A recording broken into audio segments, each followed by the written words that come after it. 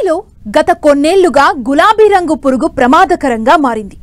ఈ పురుగు పంట దిగుబడిని, నాణ్యతను తీవ్రంగా దెబ్బతీస్తుంది. ప్రస్తుతం పూత, కాత దశలో ఉన్న పత్తిలో ఈ పురుగు అనేక చోట్ల కనిపిస్తుంది. మరోవైపు ఇటీవల వరుసగా కురిసిన వర్షాలకు శిలీంధ్రపు బూజు తెగుళ్లు ఆశించాయి. వీటి ఉధృతి పెరగకముందే మొదట్లోనే తేలికపాటి యాజమాన్య చర్యలు చేపట్టి నివారించవచ్చంటున్నారు కరీంనగర్ జిల్లా జమ్మికుంట కృషి విజ్ఞాన కేంద్రం శాస్త్రవేత్త డాక్టర్ శ్రీనివాస్ రెడ్డి. తెల్ల బంగారంగా పిలువబడే పత్తి మన దేశంలో అన్ని రాష్ట్రాల్లో పండిస్తారు. ప్రముఖ వాణిజ్య పంట కావడంతో ఇటు తెలుగు రాష్ట్రాల్లో అధిక విస్తీర్ణంలో రైతులు సాగు చేస్తున్నారు. అయితే గత 3 సంవత్సరాల నుండి రైతులకు గులాబీ రంగు గుబులు పుట్టిస్తోంది. దీనివల్ల జరిగే నష్టం పైకి కనబడదు. పంట పూత, కాత దశలో చిన్న లార్వాలు మొగ్గలపై లేదా కాయలపైన కంటికి కనిపించని సన్నని రంధ్రాలు చేసి లోపలికి ప్రవేశించి తమ జీవితకాలం మొత్తం కాయలలోనే గడుపుతాయి. లేత మొగ్గలను ఆశించి ఎదిగే పువ్వులలోని పదార్థాలను తినడం వలన ఆకర్షక పత్రాలు విప్పుకోకుండా ముడుచుకొని ఉంటాయి. వీటిని గుడ్డిపూలు అంటారు. ఎదిగిన మొక్కలను ఆశించినప్పుడు పువ్వులు విచ్చుకోనప్పటికీ లోపల అండాశయాలను, పుప్పొడిని తినడం వలన నష్టం కలుగుతుంది. పంట తొలి దశలో ఆశిస్తే మొగ్గలు, పూలు రాలిపోతాయి.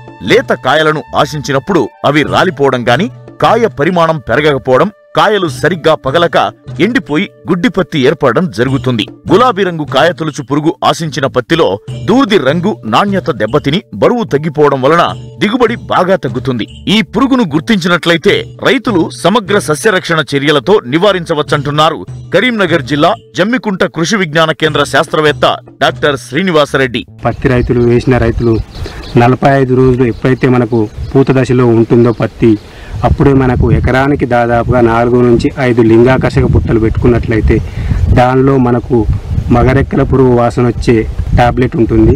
దానికి ఆడరెక్కల పురుగులు అన్నీ కూడా వచ్చి దాంట్లో పడడం జరుగుతుంది.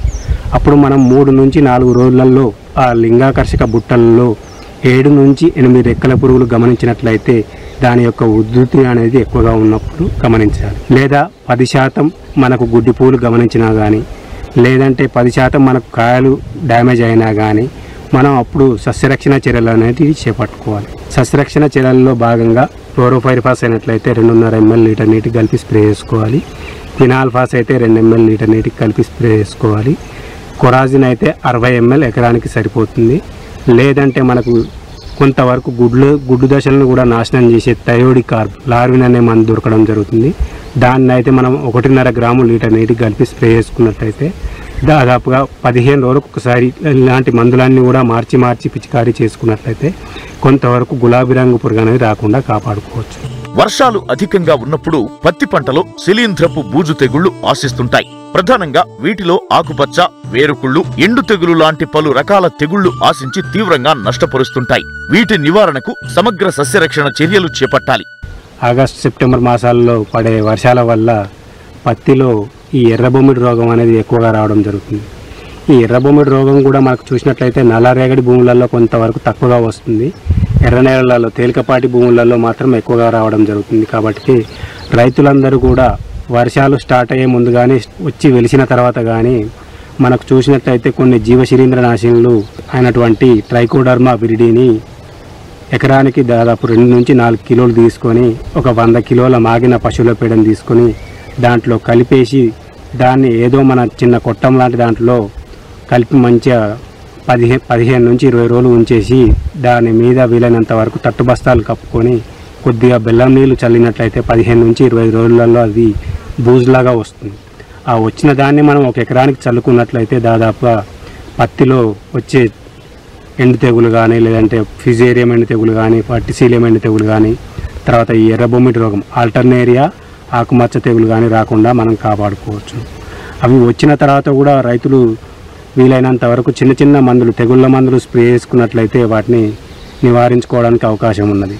మొదటి దశలో దాదాపుగా గమనించినట్లయితే కొద్దిగా తక్కువగా ఉన్నప్పుడు సాఫ్ కానీ, స్ప్రింట్ కానీ ఎకరానికి 1/2 kg స్ప్రే చేసుకున్నట్లయితే కొంతవరకు ఆ తెగుల్ని నివారించుకోవచ్చును.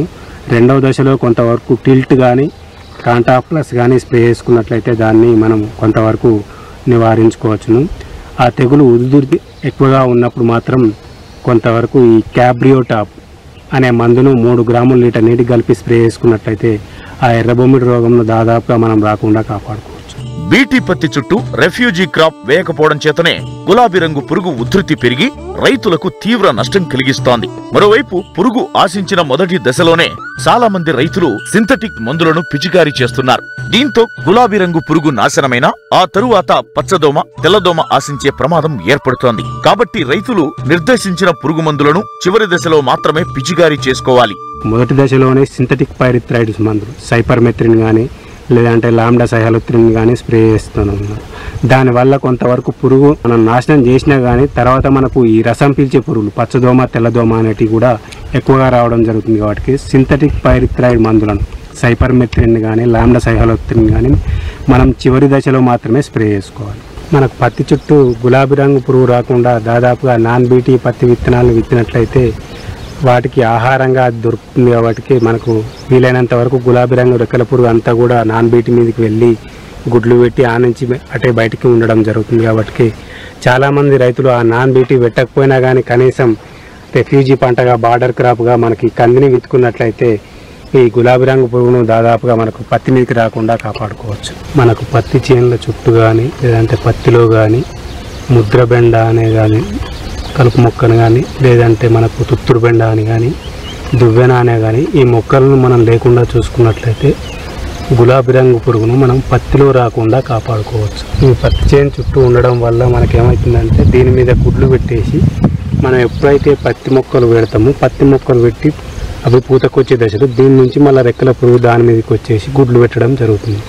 కాబట్టి పత్తి చేనుల చుట్టూ మనకు ముద్ర బెండను కానీ దువ్వెనను కానీ తుత్తురు బెండను కానీ లేదంటే మన బెండ చెట్లు, కూరగాయల చెట్లు కానీ లేకుండా చూసుకోవాలి.